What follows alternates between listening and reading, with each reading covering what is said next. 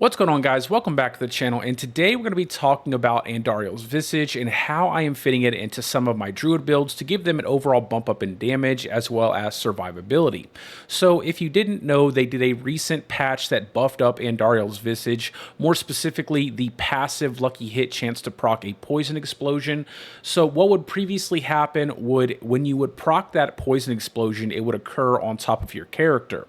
And obviously this was a huge problem for range oriented builds. So the change they made was to allow Andariel's Visage proc to actually occur on the enemies that you're targeting. Now with that change, it inspired me to try out Andariel's Visage on my Temerity Shear build that I made this season in hardcore, and I'm very pleased with the overall effect this unique item actually has on the build. Now typically with Shear, there's not really any uber uniques you want to use on the build. You're either going to be running a Tempest Roar or a Godslayer or a normal helmet, but I actually think with the Temerity setup that I have with the Shear build, that using Andariel's Visage not only gives you a super easy way to build up your barrier, but it also gives you a pretty big roll of attack speed and all stats, which allow you to swap out some of your gear affixes that I have on the build to something that will deal a little bit more damage. Now, I'm also building out a hardcore Stormclaw build that I want to test out Andariel's Visage on, and there are several other builds I'd like to try it with.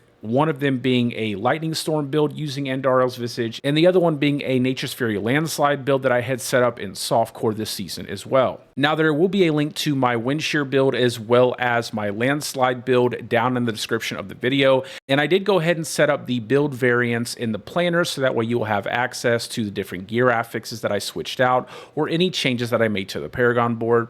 So for our Wolfsbane setup here, our Shear using Temerity, all we really did here was swap out some of the affixes. So instead of running Digigrade Gate on the boots and the amulet, we're instead running movement speed with a greater affix, as well as the mobility tempering here on the boots and the amulet.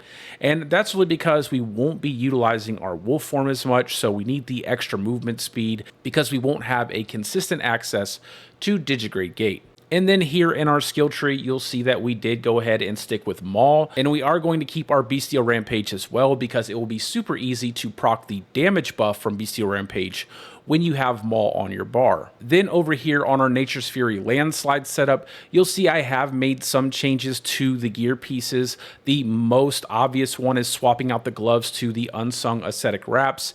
And the reason why we're doing this and basically going into the Lightning Storm procs off of Nature's Fury Landslide is really because of the massive lucky hit chance we do get on those gloves. And obviously the more lucky hit we get, which we get a ton of it with this build, the more procs we're going to get off of Andariel's Visage, and the more damage we're going to stack up with our dot. Now with this build, I did go ahead and swap out some of the Paragon nodes as well. So you'll see here we are running Bane in the Ancestral Guidance board, and we're also running Tracker in the Thunderstruck board.